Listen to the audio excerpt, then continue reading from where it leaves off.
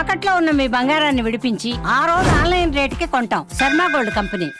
ఓం నమో వెంకటేశాయ. నేను Geethanjali. Welcome to Suman TV.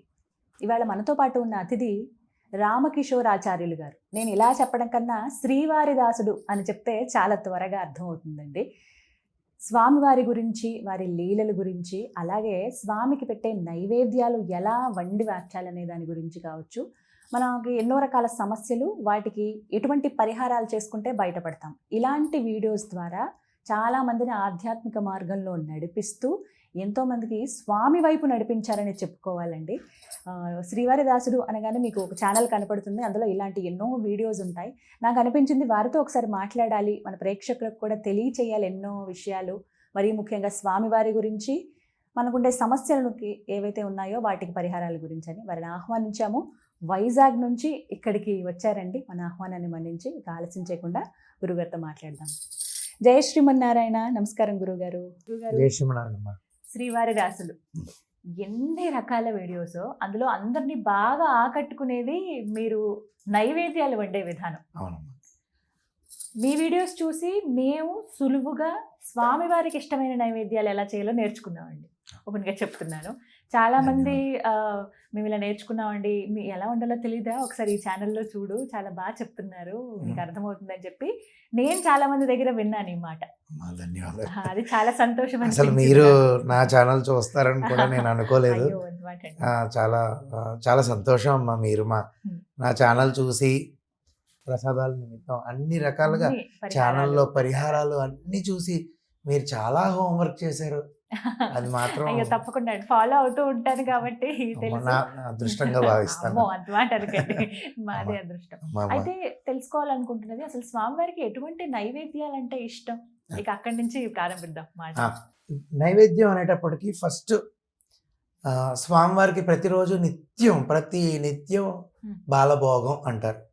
అంటే ఈ బాలభోగంలో ఆరాధన పూర్తి అయిపోయాక పెట్టేటటువంటి నైవేద్యం, అది 99% కూడా పొంగలే పెడతాం. స్వామివారికి బాగా ప్రీతికరమైనటువంటి ప్రసాదము పొంగలి అని చెప్పి చాలామంది పెద్దలు చెప్పడం జరిగింది.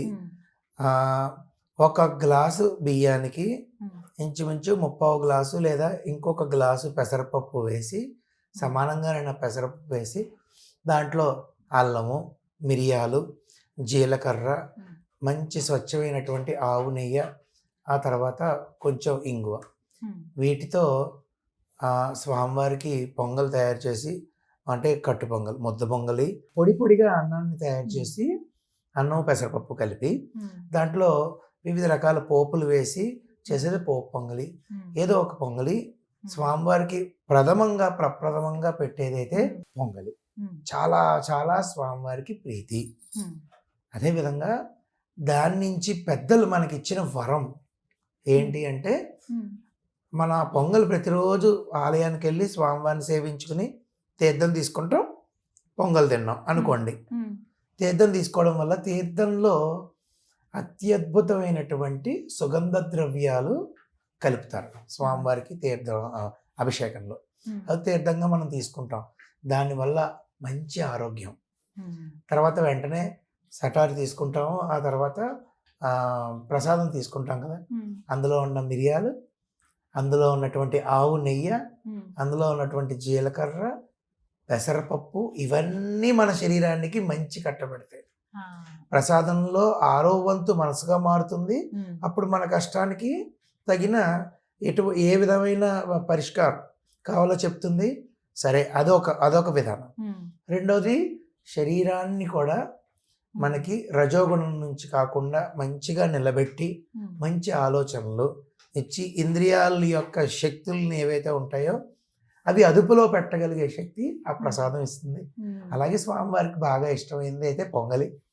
ఎప్పుడైనా ఆలయాల్లో అభిషేకం ఆచరించినప్పుడు తిరుమంజనం అంటారు.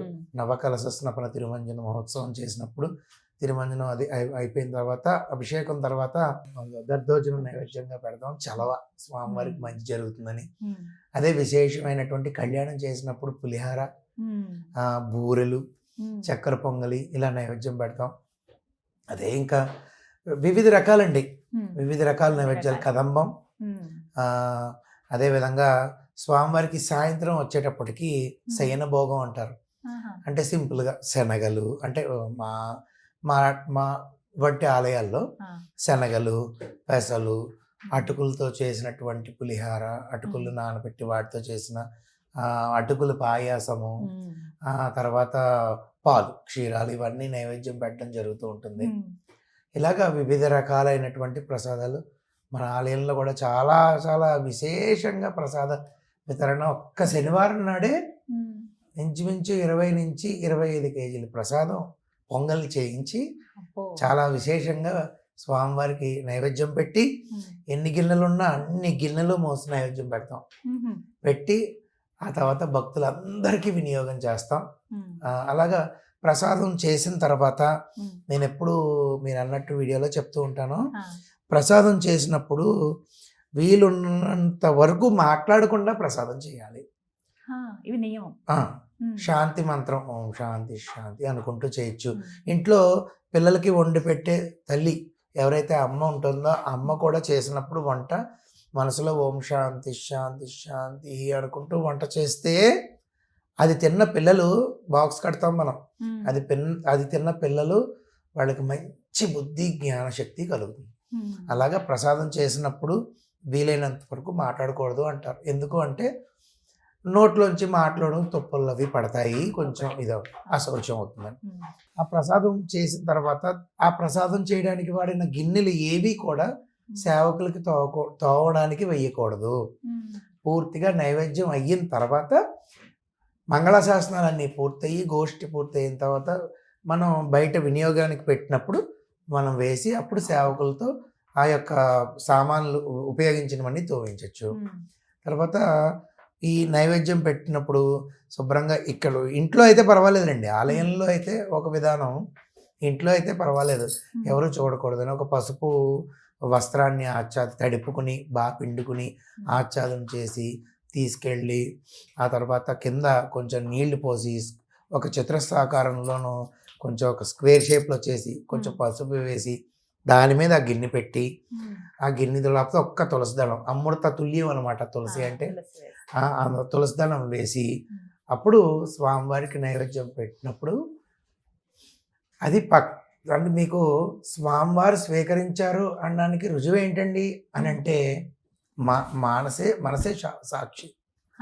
ఏ విధంగా అంటే నేనే ఉన్నాను, ఉప్పు ఎక్కువ వేసేసాను నాకు తెలుసండి, మీరు నమ్మరు నిజంగా, అంటే అవతల వారికి అబద్ధం, నాకు నిజం అండి. ఉప్పు ఎక్కువ పడిపోయింది ఈరోజు, నైవేద్యం పెట్టిన తర్వాత ఉప్పు సరిపోయిన రోజులు నాకు ఉన్నాయండి. నేను ఆత్మహత్యగా చెప్తున్నాను. నైవేద్యం స్వామివారికి నైవేద్యం పెట్టేసిన తర్వాత అది ఉప్పు సమానంగా వచ్చిన టేస్ట్ నేను తిన్నాను. అంటే ఆయన ఎక్కడ లేరు, ఆయన స్వీకరిస్తారు.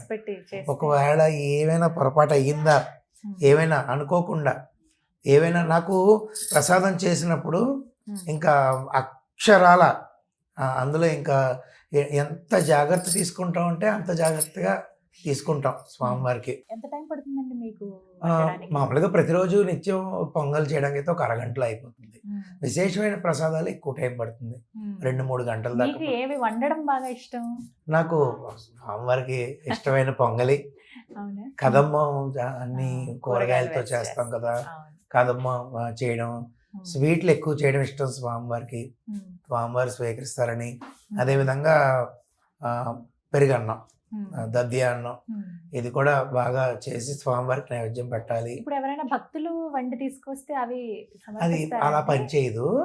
అంటే ఇక్కడ స్వామివారు ఇప్పుడు వైష్ణవ పంచరాత్ర ఆగమం ప్రకారం ఈ ఎక్కడైతే ఆలయంలో ఇప్పుడు ఎవరైతే స్వామి అర్చక స్వామి ఉంటారో వారే లేదా ఇంకొక అర్చక స్వామిని నియమించడం జరుగుతుంది.